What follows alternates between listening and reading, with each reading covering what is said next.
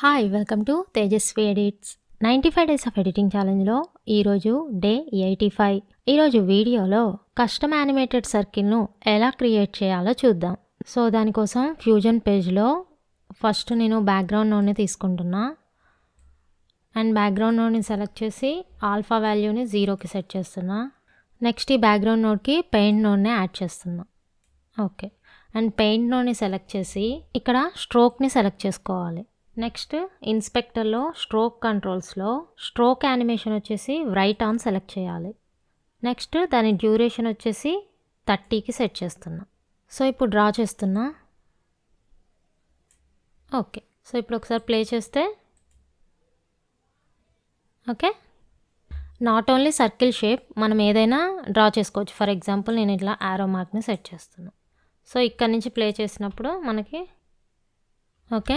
So ఈ వీడియోలో అయితే కస్టమ్ సర్కిల్ను క్రియేట్ చేసి నెక్స్ట్ ఫ్యూచర్ వీడియోస్లో దీన్ని ఎలా యూస్ చేసుకోవాలి అనేది చూద్దాం. సో నేను అండూ చేస్తున్నా. ఓకే, అయితే ఈ యానిమేటెడ్ సర్కిల్ని కలర్లో డ్రా చేయాలి అంటే సో మనం డ్రా చేసే ముందే కలర్ని చేంజ్ చేయాలి. సో నేను అండూ చేస్తున్నా. సో పెయింట్ నోడ్ని సెలెక్ట్ చేసి స్ట్రోక్ సెలెక్ట్ చేసుకొని ఇక్కడ కలర్ని చేంజ్ చేయాలి. పింక్ కలర్ తీసుకుంటున్నా. ఓకే ఓకే, అండ్ ఒకవేళ బ్రష్ సైజుని కూడా కంట్రోల్ చేయాలి అంటే ఇక్కడ బ్రష్ కంట్రోల్స్లో సైజ్ ఉంది కదా, సో నేను సైజ్ని డిక్రీజ్ చేస్తున్నా. ఓకే, సో ఇప్పుడు డ్రా చేస్తే ఓకే, అండ్ బ్రష్ సైజ్ వచ్చేసి మనం ఇందాక ఇది సాఫ్ట్ని యూస్ చేసాం అండ్ నెక్స్ట్ సర్క్యులర్ అని ఉంటుంది. సో దాన్ని సెలెక్ట్ చేసి ఒకసారి డ్రా చేస్తున్నా చూడండి. ఓకే, థిక్ లేయర్తో అనమాట.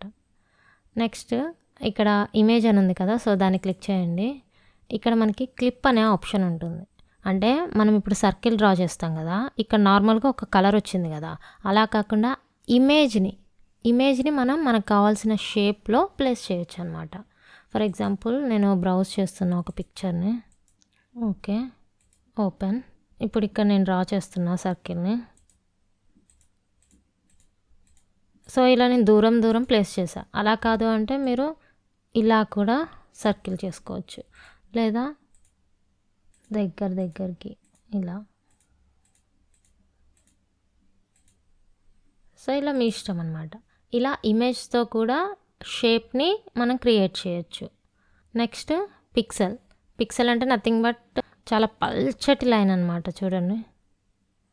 Okay, next square. సో మనం సర్కిల్ చేసినప్పుడు అది స్క్వేర్ షేప్లో వస్తుంది. ఇది స్క్వేర్ షేప్ గీస్తే మీకు అర్థమవుతుంది.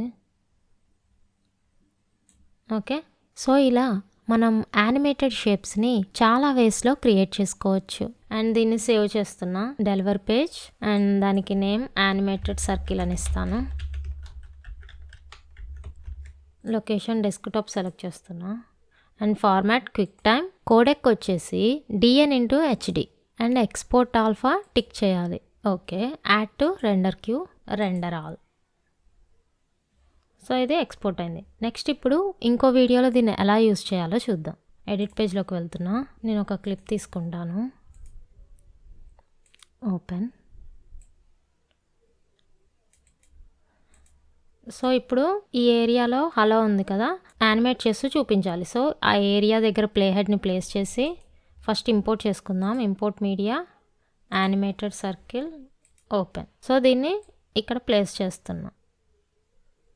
ఓకే, ఇప్పుడు ప్లే చేస్తున్నా చూడండి.